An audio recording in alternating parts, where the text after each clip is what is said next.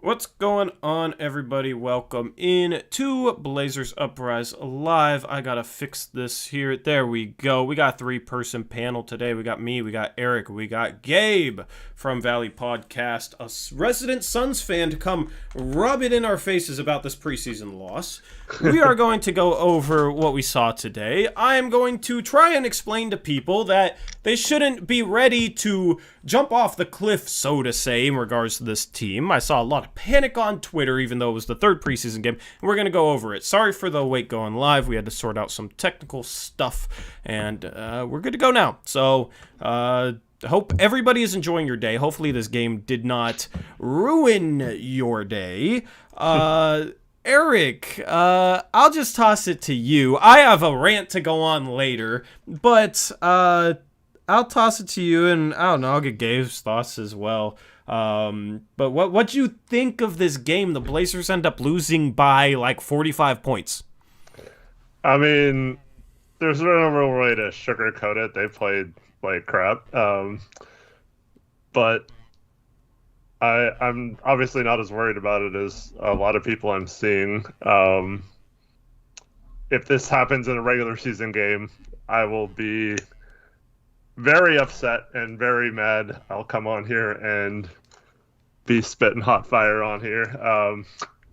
But right now, still, I don't know. I don't know. I just don't think it's going to look like this come a week from now. All right. Gabe, what does it look like from an outsider's perspective? What were your thoughts on the Blazers today? Is it just your Suns are just so dominant? What is it? No. Well, my Suns are in a great place, right? They're in a very good place. They're shooting well. They're passing. They feel like there's like no drop off from the playoffs, because you know how some teams have that hangover. I'm not seeing any hangover, so that's good. Mm-hmm. So you definitely played a pretty much full strength Suns team tonight. It's not like you guys were going up against until the end the nobodies. Yeah. I'm in the Blazers. I'm just seeing a super talented team that has a few spots that you guys could in the next year or so weed out. You know, like there's some players on your team that I don't think you would miss. Whereas on the Suns, there's really only like one or two. I think there might be like upwards of nearly 5 for the Blazers that you might be willing to just say goodbye to and bring in different players. So yeah. I'm kind of fearful for y'all that you could have, okay, the first year with Monty, we were better. We still didn't make the playoffs. I don't want that for you. That's my new fear, is that maybe it takes time for Chauncey to weed people out and get more of his guys in, almost like a college football coach coming in and getting new recruits in. If the guys that you have right now aren't the type of players that play his system, he's going to have to replace them. And I'm just hoping you guys don't have a season where it's like you guys are flirting with that 8. I don't want that for you. Yeah. But I'm scared that I'm kind of getting scared that could happen.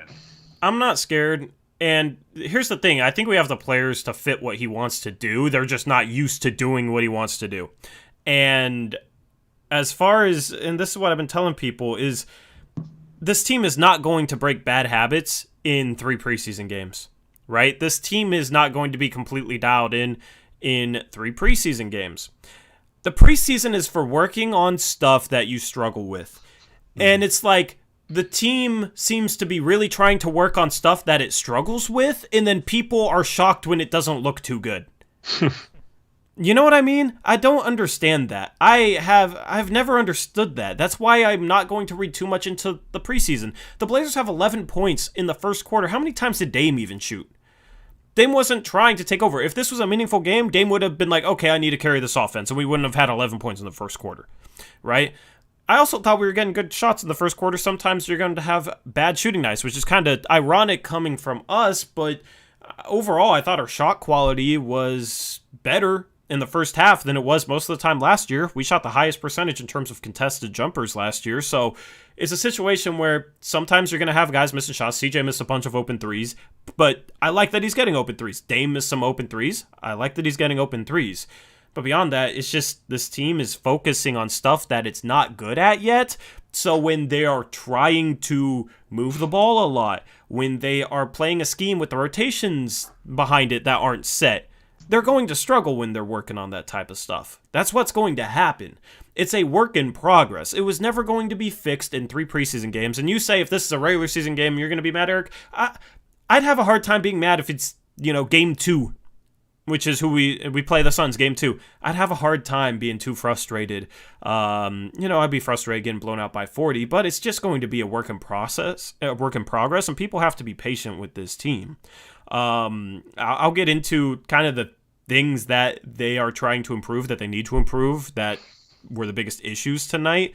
But, that's just the takeaway, man, is so many people that liked Stotts last year preached patience. Oh, you got to give Stotts time because he has to have all his players healthy. And then they came back and, you have to give Stotts time because those players just came back and they're rusty. And it was just, you got to give Stotts time to incorporate Norm. It was always just, you got to give him all the time in the world when they weren't learning anything new. They were playing the same old stuff that they always have. Now we come in with a completely new system, and the same people that were preaching you got to give them time last year, now with a completely new coach, completely new system, it's, oh my goodness, this is what we look like in the 3rd preseason game? See, it wasn't Stotts at all. This proves everything. And it's just ridiculous. So, 2 points to that. One is, as Tommy mentions in chat, the Suns were 8-8 at one point last year, even after the Chris Paul trade, even with Monty as their coach for, I think that was his 3rd year, right? Or maybe 2nd year. Mm-hmm. So it didn't look pretty for them at the beginning, and then they took off from there once they went on a huge winning streak and kind of locked things in. And to one of Gabe's points about they're looking like a lot of players that aren't rotation level players, well, that's 100% true because for one, we're missing 3 of our top 9 players. Nas, Ant, and Zeller all missed this game. And probably our 10th guy, Tony Snell, hasn't played at all this preseason. So I think once you get your normal rotation back, you got all those guys. We're so excited about seeing Ant's progress, and then he doesn't play, and of course, like the second unit doesn't look as good or whatever. So I don't know. I think the starters, they got blown out too. They got down double digits early, but you could tell they were trying to play the game the way Chauncey wanted them to play. And when you're thinking about it on the floor, it just, at the NBA level, it just takes too much time to think like that. So you do that now in preseason, and like you said, maybe early in the season, you maybe even have to sacrifice some games to play that way. But you don't give up on it because it's the right process, and eventually will lean to learn. Those players will learn to play without having to think about it. They'll just know exactly what to do without doing that, and that's something that Stotts was never willing to do, is go away from his things, even if it was not work. His system wasn't working. So I feel like as long as Chauncey doesn't abandon these things, it'll pay dividends in the future as long as they keep with it, because I can see them trying to do the right things on the floor. It's just those small details and the like secondary stuff. So like they'll run the play initially on offense correctly, but then there'll be some sort of breakdown if the first option isn't there, And then same with on defense, like they'll hedge the pick and roll and recover onto the big correctly, but then the ball handler doesn't pressure the ball enough, and so he gets a pass off that he shouldn't, or they swing the ball around the perimeter and it leads to an open 3 on the backside because the rotations on that backside aren't crisp enough yet. And I think once you get all those locked in, I don't think those are things that are going to take years to learn, like some people in chat are suggesting. I think if you're a good enough coach, 10, 20 games into the season, you should be seeing those things much improved, and I don't think they're going to be an issue. And once again, we'll be better off because of it. Yep. So I just, Gabe, if you have any thoughts on it, feel free to butt in. Got to make the 3-person panel work. But I just I forgot my pillow, bro. I know you need to get a lot of things off your chest. I'm interested to hear it. We do. So here's the thing, all right? And here's the people when they watch basketball, are, especially the preseason, they're analyzing stuff too much on the result of a play and not everything that led up to that result, right? Last year, we were getting crushed on pick and rolls. This game, there was a stretch where we were giving up a bunch of lobs on pick and rolls, but otherwise our pick and roll defense was good. Here's the thing, and I said this during the play-by-play stream that we did over on Gabe's channel where we were talking live throughout the game. I was saying, if you are going to play up on screens with the guy guarding the ball and the big man, you have to pressure the ball so they can't get off lob passes. That's why they were able to get lobs over the top, is because we were playing up on the screen. Both defenders involved in the pick and roll were high, but they weren't pressuring the ball. The guy guarding the ball handler has to stay attached to him through that screen and pressure him so they can't just lob it over the top, right? So they get all these lobs, and I'm saying that. The first time they play high on a screen and pressure the ball, and they try and throw a lob, we tip the pass and it's a turnover. So it's little details like that, right? People will say, oh, the scheme sucks, or, oh, we just can't defend because, look, we're playing high on the pick and roll and they're lobbing it over the top.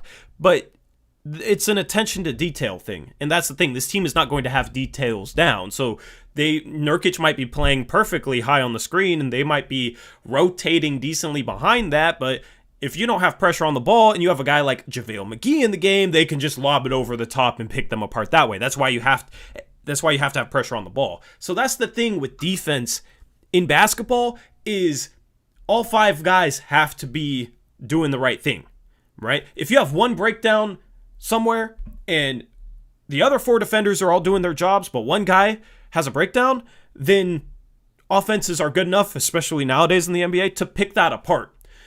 And that applies to our rotations defensively, right? I think a big problem that we're having right now is we're rotating out too slowly to shooters. And it's because we have to think about it, because it's not natural, because it's a bad habit. We sucked at rotating last year. It wasn't held accountable, it doesn't seem like. So it's just something that we're not good at. So, yeah, in preseason game number 3, they're going to struggle to rotate out to shooters. The problem is when you rotate out slow, you either are going to get open threes against you, or you're going to try and make up for rotating out slow and just sprint too hard at the shooter, and they're going to drive past you and get the whole defense scrambling. And that's what the Suns did, and that's how they play. So, game 10, game 20, hopefully that's something that's natural, where guys are rotating while the ball's in the air. The problem is they're rotating once the ball has already been passed. And it's not quick enough. You got to rotate when the ball's in the air. So it's just little attention to details, things like that can be cleaned up. That will make our defense a ton better. But in terms of like help side positioning, it's fine. The problem is we're rotating too slow out of it, so we're still giving up open threes. People don't notice, oh, these guys are positioned correctly and actually making the right rotations. They just see, oh, we're giving up open threes. We still suck. And that's how they look at things. You got to look at the process. And that's what I've always tried to do. And that's why I've tried to teach people that view our content, is to watch the process and try and find where things are breaking down. And that's where the breakdowns are coming right now. So it's not the same as last year. Anybody who says it's the same as last year is just somebody that's just looking at the result of each play and not actually seeing the process. And that's what I'm here to try and explain to you guys, and that's what I'll continue to do. And that's why it's a work in progress. The rotations will be better. Once the rotations are better, their closeouts will be better because they're not having to chase as hard out to shooters, and the defense will be better. And this is the thing, we got criticized a lot last year after barely beating like the Bulls because Dame scores 2 threes in the last 5 seconds, Mm-hmm. And people are like, we won the game, our record is like 12-5 without CJ and Nurk. How could you be complaining about that, And we those who watched us before know we based a lot of our shows last year on what we saw and what that would mean for us long term, meaning down the road in the playoffs, stuff like that. So if we felt like we were doing stuff we got the win, but we didn't play well. We called that out, and that rubbed a lot of people the wrong way for us being too negative or whatever. But this is what we've been asking for. So, like, you can't have it that way and then all of a sudden want us to now be like, oh, no, they're trying something new. Like, you guys need to be, like, over the top negative against it. No, because they're at least trying to fix the problems. And I'm not going to criticize them for that if it has, like, short-term issues, as long as at some point the coaching needs to be good enough to make it that way so it's not like that all season. And that's the toughest part of Chauncey's job, is to get this looking better sooner rather than later. And I still feel like we can tread water and be fine enough just from the fact that we have guys like Dame and CJ who can get hot and take over games. So, like, in a game like this, I don't feel like we'll be blown out like we were just because we're doing these new systems. I feel like we still have players to keep us in games and maybe steal a few games, but also continue to work towards being better instead of just doing the same things over and over again. Yeah, and here's the thing, man. Gabe, how many points were you guys usually scoring on us last year? $120 minimum? At least. It was more so I'll look this up, actually. It was around 130 points each time we played the Phoenix Suns, right? Now, They didn't have Chris Paul today, but a big reason why you guys beat us was you guys just ran pick and roll and picked us apart off of it. Chris Paul got going, Devin Booker got going. Those are two guys that like mid-range shots, and you're giving up mid-range shots to them. And then also you got a big rolling behind Nurkic as a lob target, and DeAndre Ayton. Yeah, we got absolutely picked apart on that last season. But now it's 132 the first game, 120, 127 the second game, 118 the third game. Yeah, in this game we gave up 119, which isn't good, but here's the thing. Everybody's freaking out because we lost by 40. The big reason we got blown out is because the offense only had 74 points. If anybody is worried about our offense, that's just funny to me. Like, there is no reason to worry about the offense, okay? In the regular season, right now they're trying to move the ball, and they're kind of overpassing at spots. So they need to kind of figure out when to make passes and when to attack. And right now they're overpassing. That's why they have 21 turnovers today.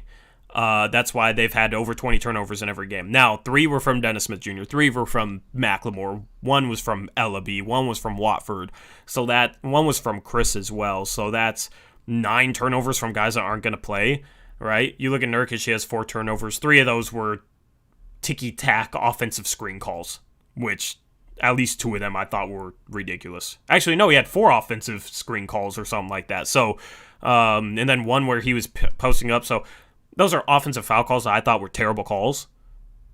So it's just the offense has been sloppy, but they're trying to work on moving the ball and making the right pass. And then a lot of times they're not seeing the right pass quick enough, right? They're not reading the floor quick enough. And that's going to happen in the preseason with some teams. Some teams just aren't going to have a rhythm yet, even if they're doing all the same stuff they did the year before. So for a team that's never moved the ball, never passed, to be emphasizing that and really trying to work on that in the preseason. And then also it's obvious that, like, basic reads, guys like CJ and even Dame at times aren't making as quickly as they would in the middle of the season. So they're still trying to fit that pass in, and then it's getting stolen. Like, that's going to be a problem in the preseason for some teams. That's a problem with this team as well. So that's how you get all these turnover issues, right? I don't expect us to be turning over the ball 20 times a game. I don't think we'll be turning over the ball like that whatsoever. I'm not worried about the offense because I think we'll get more of a rhythm. We'll figure out where to pick and choose our spots, and we have a ton of offensive talent. And CJ is not going to shoot 3 for 14 on the type of shots that he got tonight often. He got a lot of really good looks. Dame got good looks. Dame didn't really try and take over or do anything. So that's the thing. Nobody should worry about the offense. The reason we got blown out today, I guess, 74 points on the board for us. Nobody should be tripping about that. Right? Yeah. And I mean, the 3-point shot it's going to be consistent where it was the last few years. It's not like we got worse as a 3-point shooting team and we're just going to be awful tonight. So we shot 6 of 39 from 3 tonight, which is 15.4%. Like, that's not going to happen very often. So, like, yeah, it's to think that that's like an issue with the quality looks we got. I was actually encouraged with how many open threes we got compared to normal. So I kind of look at that differently. Also, you had a great point about the passing being like a second late or whatever, and that leads to turnovers because those passes are only open for a split second. And the thing is, these players are used to not having those options like a cutter down the baseline and off-ball action where there might be a secondary option on some of these plays. They're not quite used to it. And you can see them looking for it, but they're not quite ready for it right when they come off the screen or whatever like they should be. So I think that's another thing that once they learn that, oh, wow, look, if I just throw this lob right away when I know he's breaking, it's kind of like in football where you pass a player open knowing where he's going to be and you have that good chemistry with the quarterback. That just doesn't happen like without knowing your guy. Like Aaron Rodgers and Devontae Adams don't throw the back shoulder fade like just out of the blue without practicing it. You know, like that took years of them getting to know each other and learning what that player's going to do, where he's going to stop, where he's going to cut, like what where the defender is and what action you should run off that. So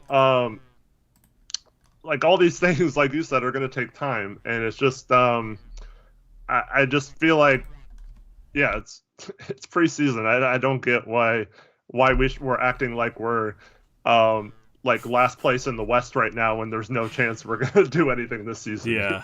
Yeah. I told you, Gabe. I told you everybody's kind of freaking out right now. Gabe didn't necessarily believe me. Burner just has me cracking up. He said, I think Anthony Bennett is still a free agent. Man, get out of here with that. No, get out of here with that, Nick. That's just a crack on the players y'all are resurrecting from the dead. I mean, you know you are. I mean, you're trying to. In the preseason with Dennis Smith Jr. and Macklemore was very rough tonight defensively. Like, those are guys that we're not going to have to rely on night in, night out. Hopefully. So Edenwald says, come on, we lost by 40 to CP3. And he also had a post earlier that I wanted to address. He basically, I can't find it right now, but he basically said, we don't have Melo and Cantor got all these rebounds and stuff like that, right? But that's the thing. We didn't have his replacement. We replaced him with Zeller. He wasn't playing tonight, so you don't know if he's going to be exactly what Cantor was last year or close enough to make it not negligible, you know, as long as he is better on defense. And I think Zeller would have done a lot better job on McGee than what you had going up against McGee. And then, like I mentioned earlier, we didn't have Ant tonight, which is one of our going to be probably our sixth man and our main guy off the bench scoring wise.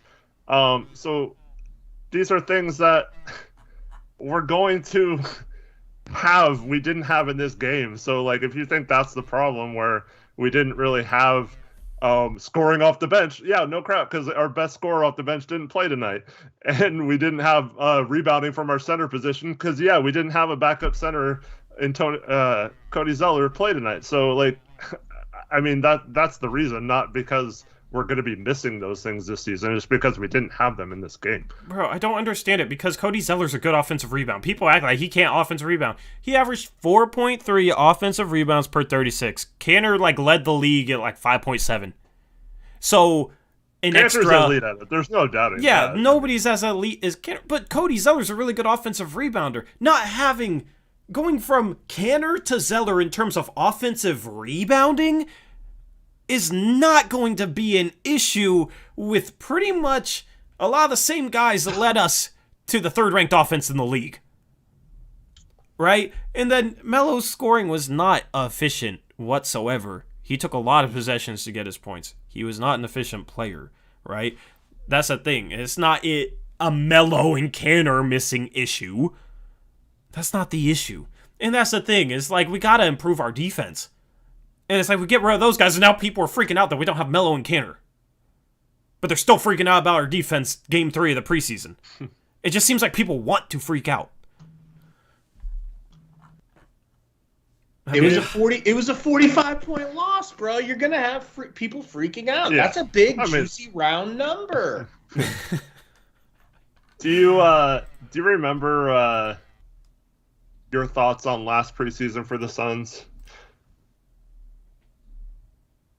Yeah, now you said that we lost every game of the preseason. Yeah, I'm looking at it right now. You guys went 0-4 in the preseason last year, and then you started 8-8 in the regular season, and then you got the 2 seed in the West. We were nervous. Gabe doesn't remember because once they started winning and we're up near the 2nd seed most of the year, they don't. Yeah, that's all he remembers from last season. Oh, we made the finals. Oh, we made a run. So yeah, that and Giannis hitting 16 out of 17 free throws. I'll never forget that. Bro, Milwaukee was 0-3. They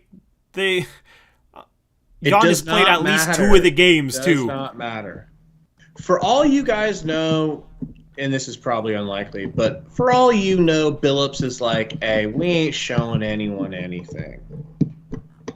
We got the Suns' 3rd game of the season. Who knows? It's a new coach. I don't think that's the case, because I've seen them running some stuff, but they don't have their full offense in. They've been working heavily on defense, and I think you can see that because there's various areas of defense which I think look improved compared to last year. It's just, the thing is if you do 3 things right defensively, but it's a team that moves the ball, they're just going to keep working until you mess up. So the end result is still the same.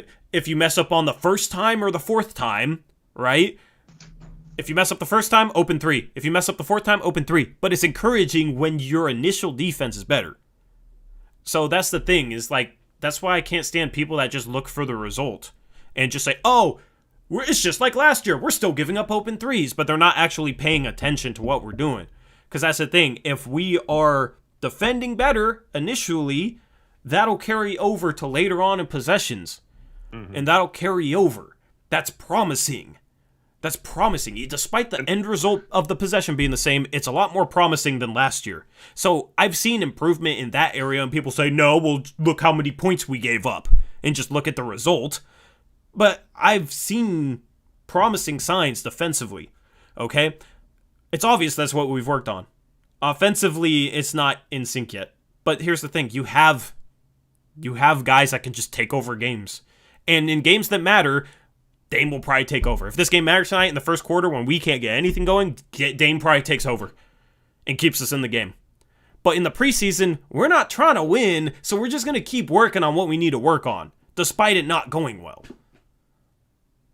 Well, and so taking away that initial option on offense. So when we play like Golden State or whatever, we know they're going to run pick and roll with Steph Curry. So when we played Golden State, we did a pretty good job of slowing that down and getting the ball out of Steph Curry's hands for the most part in that game. And Booker got some open shots tonight, but those were more like in transition or breakdowns on the backside of the rotation. Those weren't necessarily him with the ball up top in the main guard handler position and him breaking down a defense. So if you win those battles more consistently, and we're not just screwed from the start of possessions because we're giving wide open shots to the other team's best players, we're not going to be playing teams like the Suns and the Warriors every game too, where they're elite at taking advantage of those kind of things because they've had the same coach now for several years. They know how to exploit when your rotations aren't good on those backsides. Other teams are not going to be able to exploit that as well and don't have the shooting those teams do. So we're going to be fine against most teams while we figure it out, in my opinion. Now, against really good teams, they might take advantage of it while we're struggling to learn it. But I just don't feel like it's going to be a problem if we're doing well early on in possessions on defense, and it's just because it's a breakdown late in the shot clock. I can live with that because I know eventually those will improve. You just need repetition and practice with the system to do that. But I'm encouraged by our initial defense on possessions most of the time so far. Mm-hmm. Yep. What? I don't know, man. I'm kind of frustrated that we're already at this point where a bunch of people are freaking out, man. It's almost. It was 45 points, dude. Gabe, stop egging it on, man. We're trying I'm to. just saying. I'm giving you. I'm explaining why people are. I mean, they just look at the scoreboard, bro. 45 points is not a normal deficit in the NBA. You don't normally lose by 40 in a regular season game. Correct. Mm-hmm. In a preseason game, I mean, the Charlotte Hornets are down 42 with 4 minutes left in the third to the Dallas Mavericks right now. It's not completely abnormal in the preseason. Okay. Man. Yeah, that makes me feel better. Like, it's not something to read too much into, because I guarantee you there won't be a regular season game all year long in which we score 74 points or less. And as Sherman points out, worst case scenario, we can revert back to the old style. But that doesn't help us long term, in my opinion. Yeah, that's the thing, is I'd rather lose some games at the start of the regular season if it makes our offense better in the playoffs. And our offense has never worked in the playoffs. So that's the thing. It's like we're playing for the end of the year, not the third preseason game. I do want to address that. So I've seen some people on social media say, oh, we're running the same offense, or whatever. No one says you shouldn't run pick and roll. Like, pick and roll is the most effective play in the NBA, and Dame is one of the elite pick and roll players in the NBA. The thing is, you don't have to have the other three guys stand around and watch Dame and Nurk do pick and roll. Mm-hmm. You can do action off of it to create shots while the defense is focused on those two.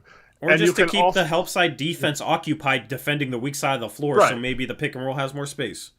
Yeah, there's a reason why we play a team like Phoenix with JaVale McGee, and he gets like 18,000 dunks a game against us because he's always around the basket and moving to the right spot, and he's so smart with the way he does it. And how often do we get dunks in those situations when we run pick and roll, despite having one of the best pick and roll players in the NBA?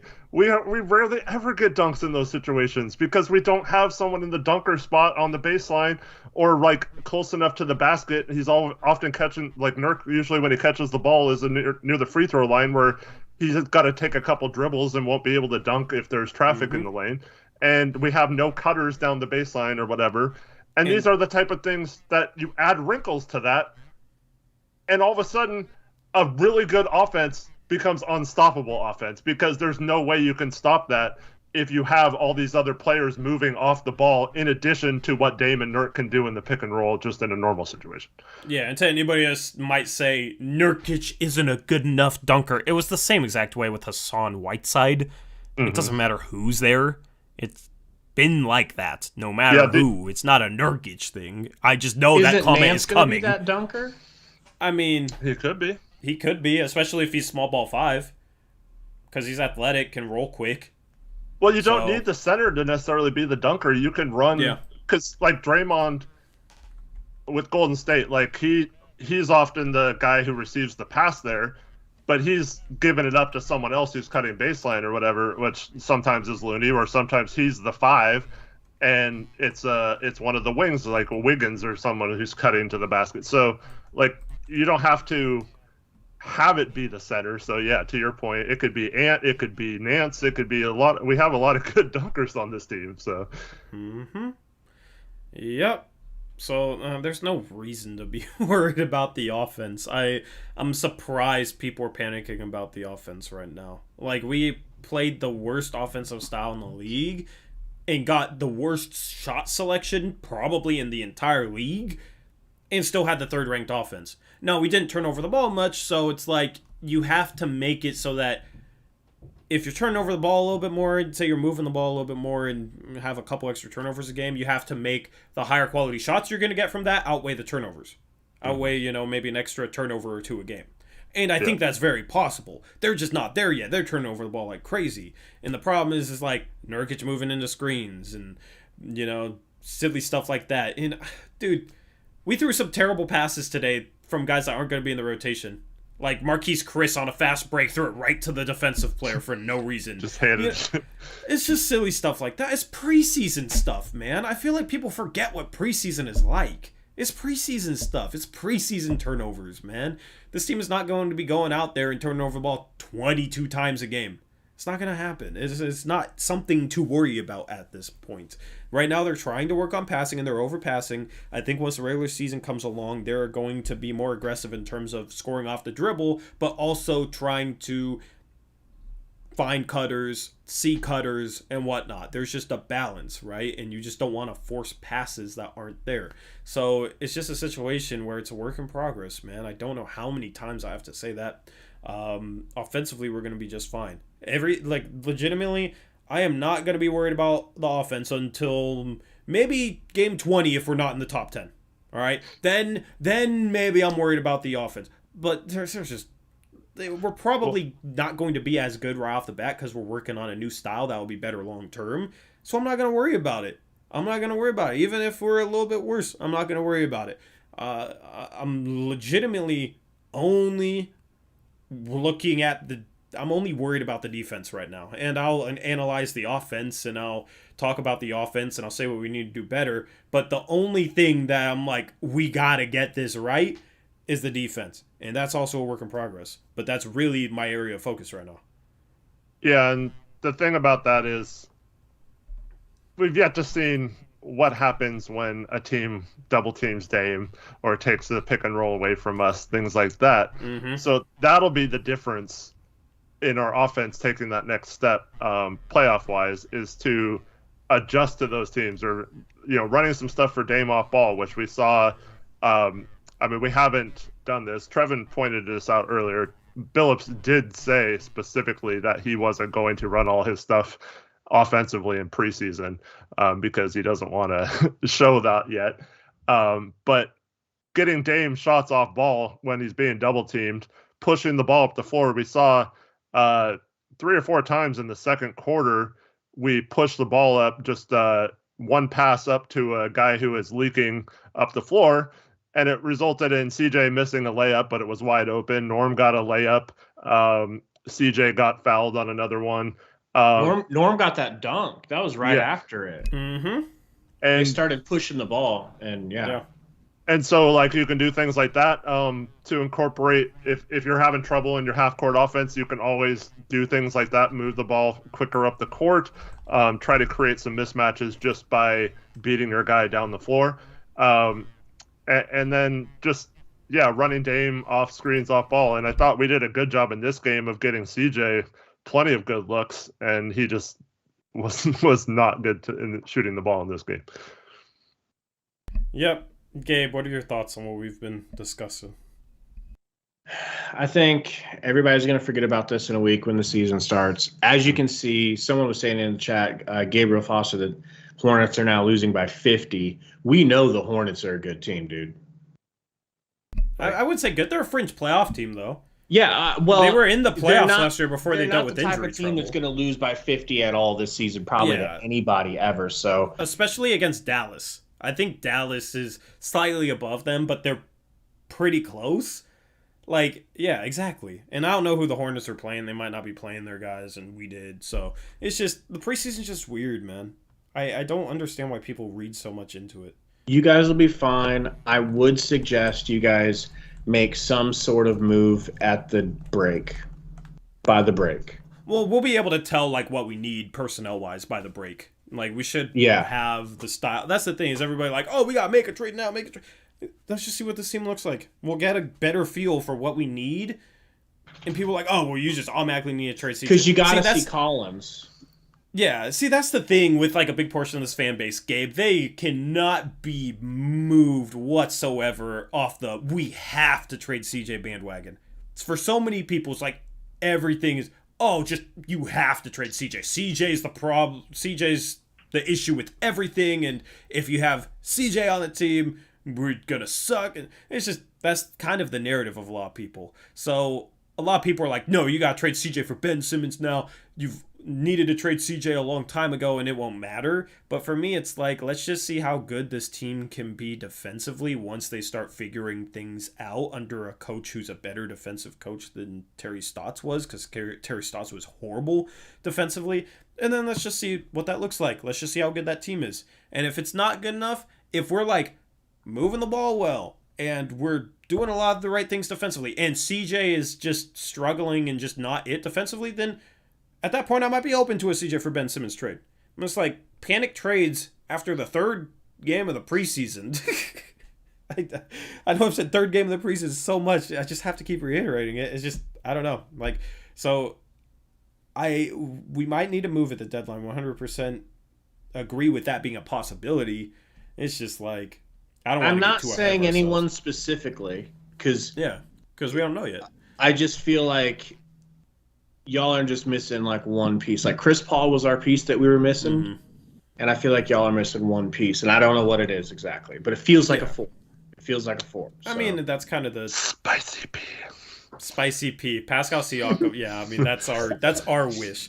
Like, I'm not against trading CJ. I would trade CJ and 2 picks for Pascal Siakam in a heartbeat. I'd much rather have Pascal Siakam than Ben Simmons. So I'm not against that, and I think trading CJ for Pascal Siakam would definitely make the team better. So it's not like I'm against that at all. But yeah, I just wait and see. Like, the only guy available right now is Ben Simmons, but even he's going back to Philadelphia or something. So, and Morey has acted like he's not even available because he's demanded the sun and the moon for him. So it's a situation where let's just wait till the deadline. The deadline. How many people that are saying that we should trade for Simmons would give up the rumored asking price of 3 first and 3 pick swaps, so possibly 6 picks to the 76ers for Ben Simmons? Like, that's I'd be interested to see if anyone would agree with that. Hell no, no way. I'll run a poll in chat. While you're doing that, so shout out to Gray Hughes Investigates for the $10 donation. Oh yeah, it just says a couple of beers. Appreciate it, Gray. Sorry it took so long. I've been meaning to say that, man. We just got a lot to get off our chest, so I appreciate you, man.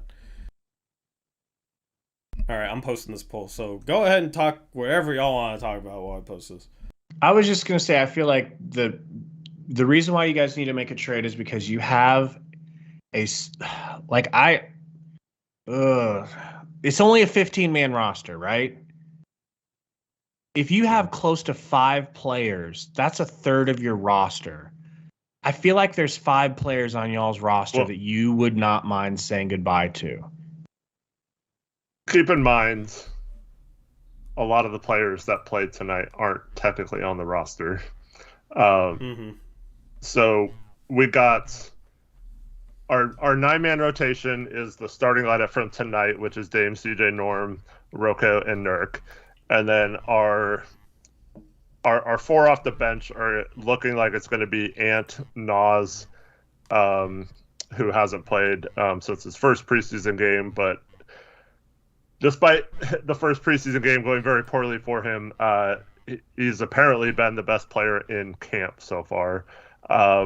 And then we have Nance and Zeller. So I don't think any of those 9, outside if Nas doesn't take a step forward this year, I think you can maybe say that he is the one that's kind of questionable whether he'll earn that rotation spot or not. So that leaves 6.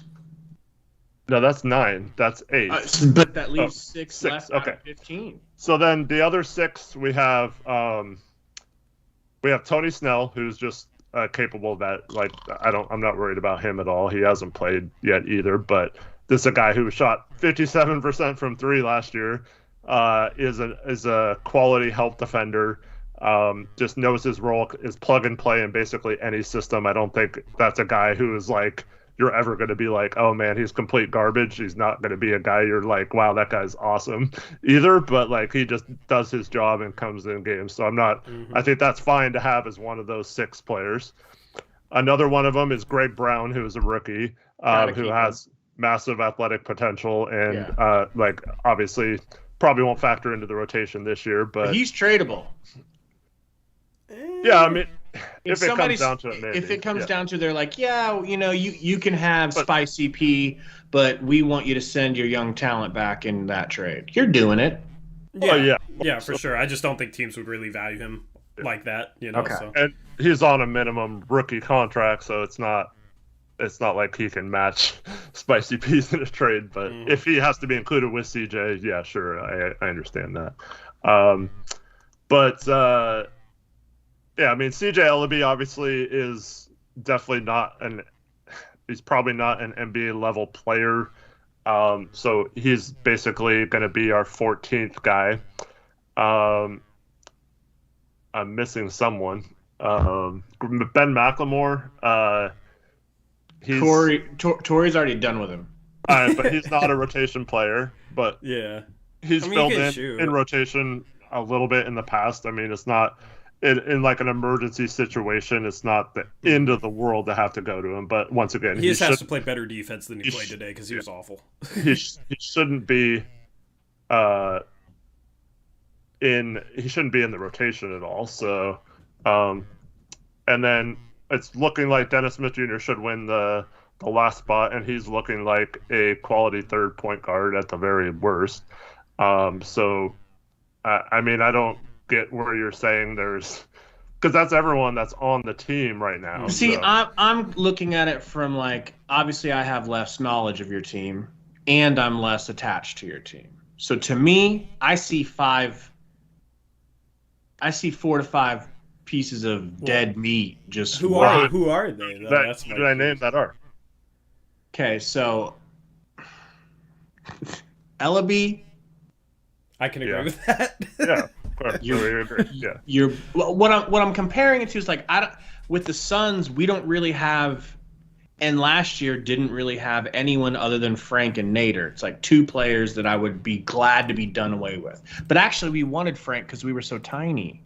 So it was really just like Nader. I mean, you guys are playing Abdel Nader and Chasen Randall.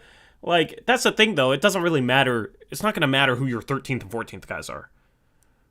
You know what I'm saying? Like, you guys are deep, but like, our 10th guy is Tony Snell. That's fine. Our 11th guy is Dennis Smith Jr. That's Snell, fine. Get out of here. So you're sleeping on him. Last year, you had Langston Galloway. We loved Langston. He's probably the best 3-point And you'd love Tony Snell, bro. You had Damian Jones at the time. You had Etwan Moore. We got rid of Damian Jones like 2 games into the season. I know, but I'm just saying it's at one point in the season you had him. Yeah, Etwan Moore. Etwan Moore was literally like a godsend for us. Like, he's a really good third option at point guard because he doesn't make mistakes. He was like the way Torrey Craig comes in and does everything you could ask him to do on defense and rebounding. Each one comes in and runs the offense, doesn't make mistakes, helps everything flow, and hits shots. Bro, but Tony Snell is a role player that doesn't make mistakes, knocks down 40% of his threes, and plays solid defense, and doesn't try and do too much. He's like the same mold, and you're snoring on him. He's not flashy. But... I had high expectations for Snell when he came out and went to the Bulls. He was a decent draft pick. Right. So the fact that he's just falling, I just feel like that's not a good sign. But I like I said, I don't have the information you guys do. But once again, he's at best our 10th guy on a roster. So I don't understand how that's... Yeah, so for a guy that can shoot 40% from 3 and play solid defense to be your 10th guy, I think is completely fine. And has the size to play the 3. Like, I think that's completely fine. You know what I mean? Like, I'd rather have that than a Kent Bazemore who tries to do too much and thinks he's Michael Jordan off the dribble. Kent Bazemore can knock down threes and Bazemore are the same person, actually. Yeah, like, Bazemore can knock down threes. He took a lot of bad threes when he played for us. He can defend, but he falls asleep a bit too much. Falls asleep more than a Tony Snell. So, like... But they're kind of similar guys, but then Ken Bazemore tries to do a million things off the dribble, and it rarely works itself out, so it hurts the team. Like, I'd rather have a Tony Snell over him, you know? So that's kind of where I sit on that. Yeah. And okay, so you named Ellaby and Snell, and I'll throw McLemore in there for you. McLemore? Yeah. Okay, so that's 3. I guess since you guys are so hot with Dennis Smith Jr., I'll leave him on there. You said you wanted him, bro. You said you when wanted he came him. out. When he came out, I hope he does well because Salty lords it over me and Sundo that he was right and we were wrong. Yeah, it's just like good luck getting a 14th guy that you like really want, and then even if you really want him, it's probably not going to matter. So that's the thing. I'm not too worried about those guys. Okay, if like Blevins, obviously. He's a two-way contract. He don't count. And you'll never play. He will never he's play. He's not part of the 15-man. But he is taking up a spot. He's not part of the. You said the 15-man roster. That's what we're talking now about. You guys are having to qualify it to help. No, I'm not qualifying. I'm using your word. All right. Who else is towards the end of the bench here? I named them all. He named them all. We have 3 guys that are on the roster that are in training camp that probably aren't going to be on the roster. Like they're not going to be part of a team. That's Quinn Cook, Patrick Patterson, Marquise Chris. Those guys don't count. They're training camp guys. Okay. They're not going to be on the team. So maybe it's more like 3 or 4. Right? Okay. You said Ella B, McLemore, and who? Who was the third one? No, he said Snell. Snell, man. Oh, okay. But you guys are in love with But, like, Snell all of a sudden. here's the thing. Here's the thing, Snell though. can do no wrong. Bro, I'm not saying. Once again, Is a 10th McLemore player on a team, Snell is not bad. He's about as good as you can get for a minimum contract as a 10th rotation guy. Mm-hmm. Yeah, so, I don't know. That's the thing. Is like if Tony Snell played for the Suns, Eric, he would come in, hit like 2-3 threes in a row, and Gabe would just be losing his mind. He'd have his jersey. Oh man. So yeah, I mean Tony Snell will be fine, and we're not even counting on him to play. So, I mean, McLemore looked terrible defensively today. If he's not going to be better defender than that, I don't want him. And LB, I don't care for at all. So those 2 guys, I can agree with that, but those guys aren't going to play. And I think Dennis Smith Jr. at this point, once he makes the team, would probably play over a Ben McLemore. Ben McLemore just, I don't know. He struggled shooting the ball last year. The 2 years before that was 40%. The problem is like, even if he's shooting 40%, if he's just horrible defensively, it's hard to play him. And today, I don't know. My whole thing is not reading too much into it, so I'll still give him time to figure it out. But today, he looked like, I don't know how he could have played worse defensively. So he has to do a better job defensively. He has to figure things out. I think he was the worst defensive player on the court tonight for us. Right. But he can shoot. So if he can get better defensively and get back to knocking down 40% of his threes, that's fine. You know what I mean? So that's the thing, is you have players on this team that even though they might have been in the league for a while, you don't exactly know what they are in this system yet. So it's not like you're going to have to count on them. And if you do, hopefully Ben McLemore's a guy who's, okay, he'll shoot some threes and then he'll hustle on defense. And if he does that, we're fine. Right? If he's just playing spot minutes. You know, it's not somebody that's going to crush us. Hornets are losing by 60, Vega? Is that true? 107-48. What the freak? They played, bro, the Hornets played their guys too. They started LaMelo Ball, Cody Martin, Miles Bridges, Jalen McDaniels, Mason Plumlee. Off the bench, they've had PJ Washington, Ish Smith, James Bouknight.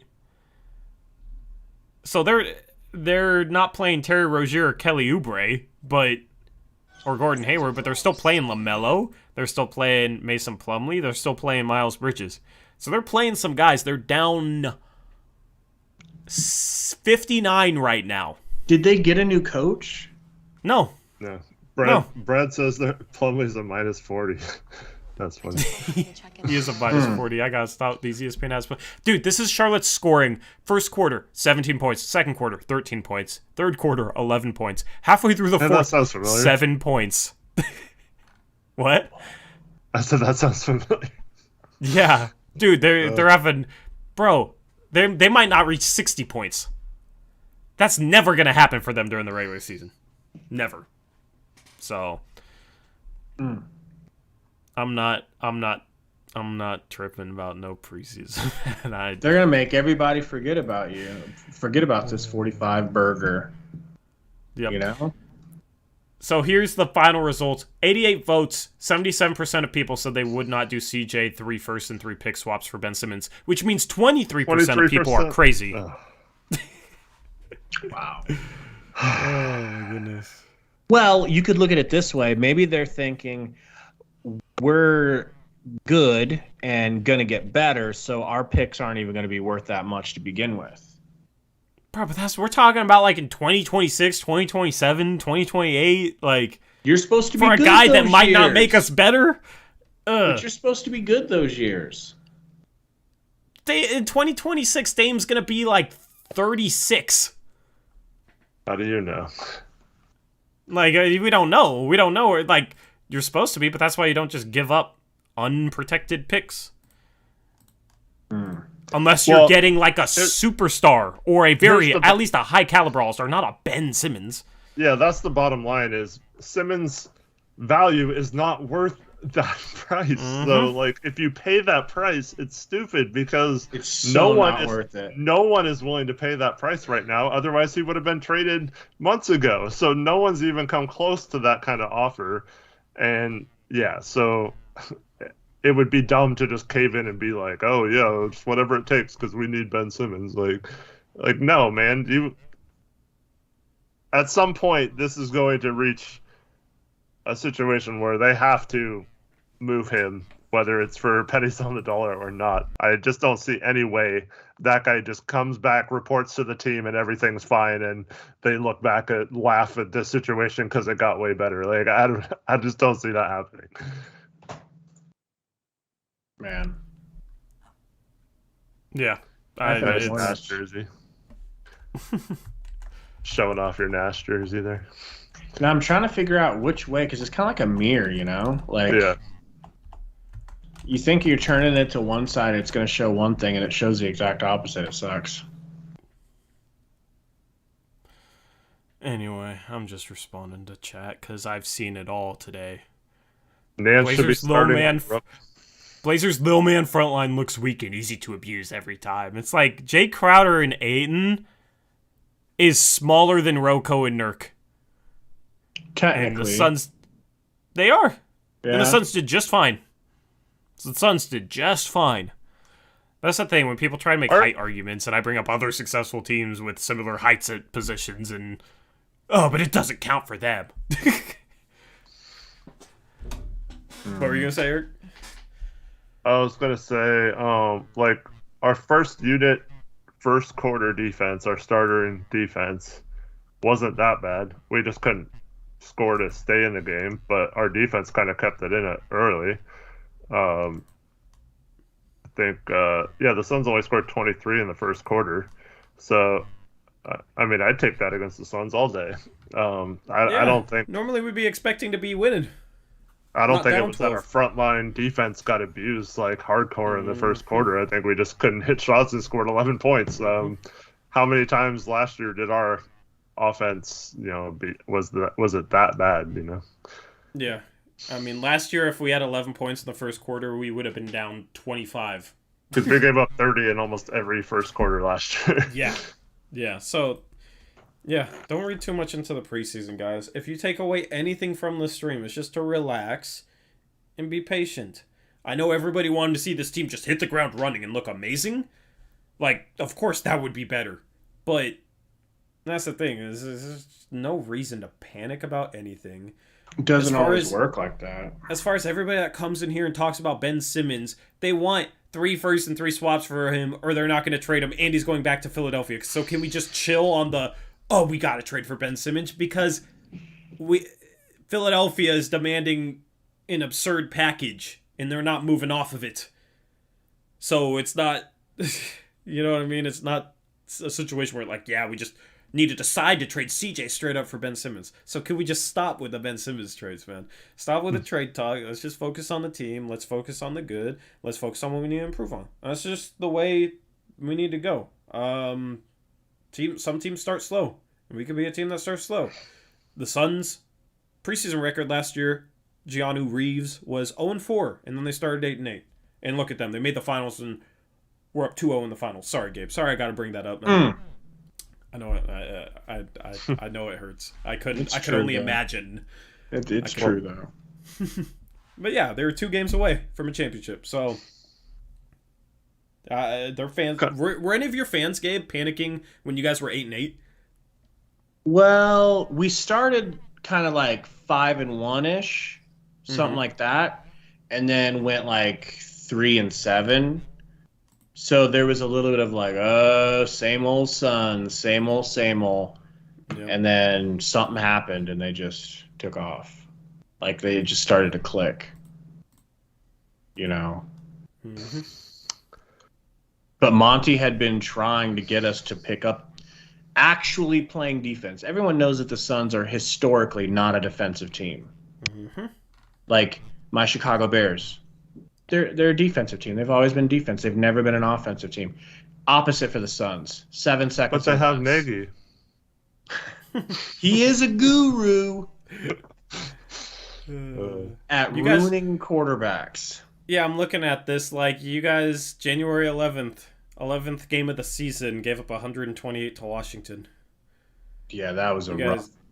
guys, Oh man, go back and watch our podcast on there. We were pissed. and then you had 3 games postponed, and then you came back and still struggled. Yeah. Yeah. So man. I want to address something that Antonio says, and then also something Kyle Neely says that kind of ties into it. So he says Nurkic is not good for this team. He does nothing good enough, subpar finishing, and mentally fragile. And then Kyle says, should we trade CJ and Nurk? Think about moving them. Would it be possible to get an all-star caliber 5 in return? Nope. Well, I mean, you're not getting Gobert. You're not getting Jokic. You're not getting Embiid for that. So Nurk,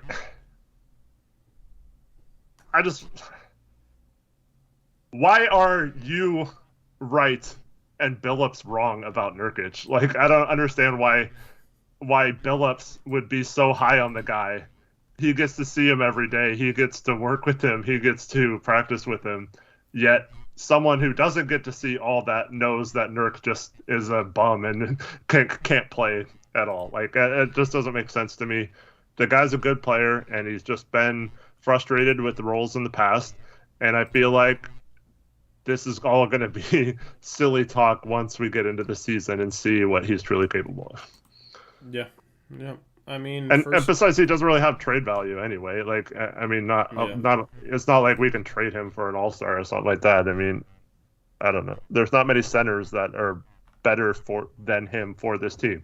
Like, even if we trade him for Miles Turner or something like that, like, that doesn't make our team better, I don't think. Like, because Miles Turner doesn't provide any of the playmaking that Nurkic does. It's not like Miles Turner is a phenomenal finisher, if I recall correctly. So I don't know. And that's the thing, you're not getting... If you trade Nurkic and CJ for Miles Turner, that makes the team worse. Easily. And here's the thing, Nurkic had a good first game of the preseason. Let's just go back to this. He played... In 23 minutes, he had 15 points, 10 rebounds, 4 assists, shot 5 for 8 from the field, 2 for 4 from 3. 3 for 4 from the free throw line. Like, that's a good stat line. Like, what? The last 2 games he hasn't done so hot? Well, neither has the entire team. So, cut Nurkic some slack. People's mix. Dude, Miles Turner didn't give anyone buckets last season because he barely played. What do you guys think about Cat? What do you guys think about trying to make a big move for Cat? He's just not available. He's asked out. No, he hasn't. No, he hasn't. No, he hasn't. That was just rumors based on a tweet that he said WTF to his GM getting fired 6 days before training camp. Yeah. But let's just look at this. And Miles Turner's first game against the Blazers last year in 37 minutes, he was 4 for 14. 11 points. Ooh, buckets. Yeah. Good point, People's Mix. Yeah, spot on like usual. Let's find the second game. Where's the second game? Indiana. Let's see. Let's look at the second game, number 2. Box score. The second game, Miles Turner didn't even play. So... Miles Turner's a beast, though, bro. Him or Sabonis, man. Whoever gets one of those guys away from Indiana is going to be happy. Yeah, it's just funny because people come in chat and just say such random stuff like, Miles Turner was giving Nurkic buckets last year. He only played him once and was 4 for 14 and missed the other game. Like, people Gave just him say 4 buckets. People just say random stuff, man. In, like, especially today, I don't know if it's because it was a 2 p.m. game and that's just tripping with people, but yeah. I've seen a bunch of random stuff today, and then they'll be like, "Oh, I was just kidding. I was just trolling." Like, that's 100% false. That's cap, dude. You're full of crap, man. That's you got exposed. Oh my goodness. Saying dumb crap like that all the time. Yeah. And this isn't the first time, and it's always a joke, man. Oh man. All right. So. Anything else you want to touch on? Because we're going to wrap up this post-game show soon. We'll be live again Friday night. Man. Oh. Pretty much it for me. Yeah, just, I mean, it's a bummer we got our butts kicked. We'd like to see the team have some moments that we can build upon and kind of show some successes of what they're working on. Hopefully we see that in the last game. But yeah, I don't think we're going to be looking back and being like, oh man, this has been a disaster all season. Trevin has a good point. That must be what's happening. We have the midday crowd, Eric, instead of the late night crowd. That's all right. We love you all the same.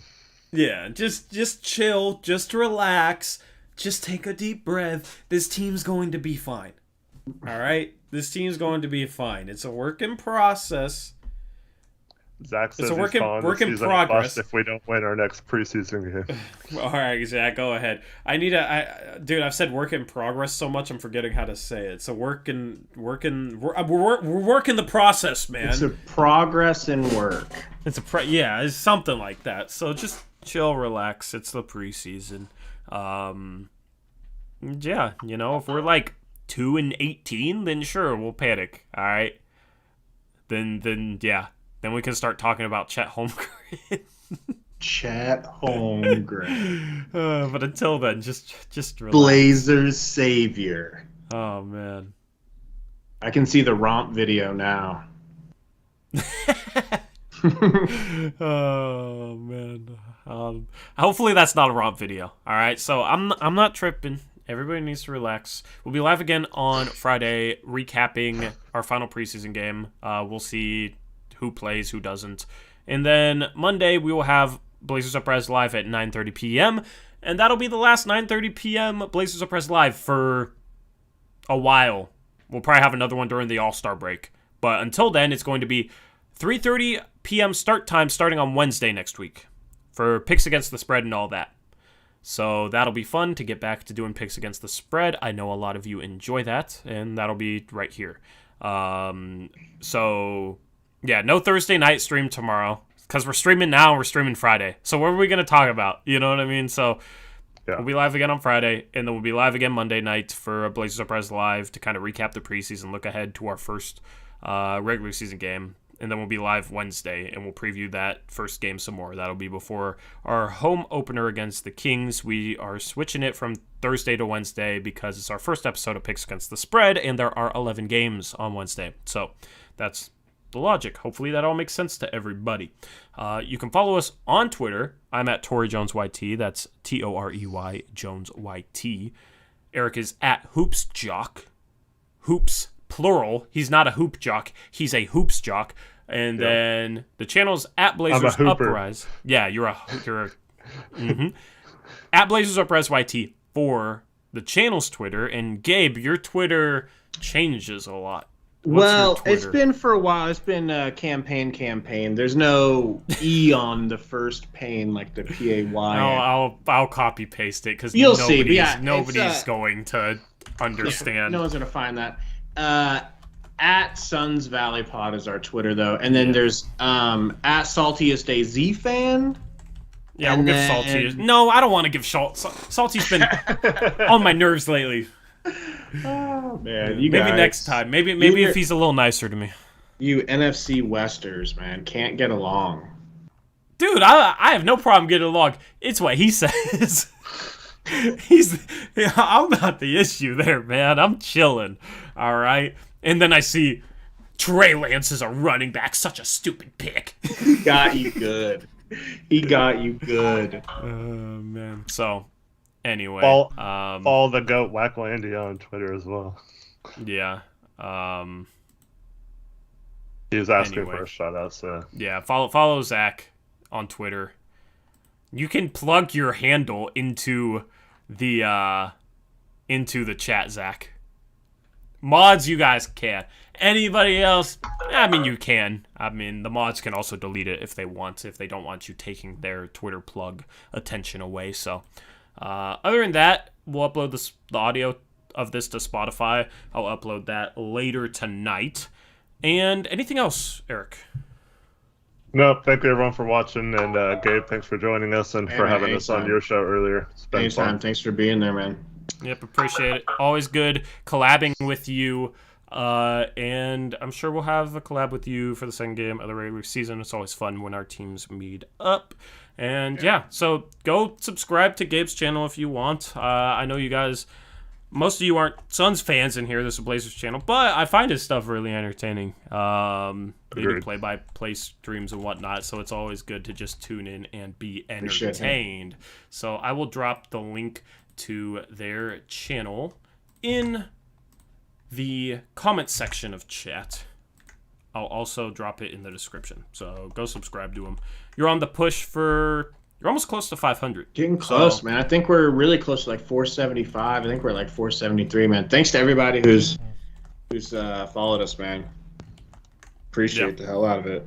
Yeah. So we got overlap within the communities. It's fun, man. It's fun to intertwine the communities. Definitely, dude. We need to make it bigger. We need to find like a Lakers. Just kidding. Nope. Shut up. Don't kidding. Even. I won't even let you say just kidding. No. Anyway, have a good rest of your day. Hell no. No, we're not going there. That sounds like misery.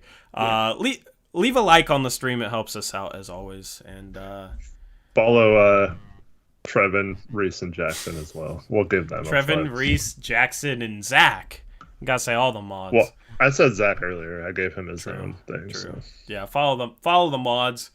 Follow the mods. They do a good job helping us out. And yeah. Should I hit him with the outro? I'll go for it. See you Friday, guys. Yes, sir. Until then, as always, peace out. Go Blazers.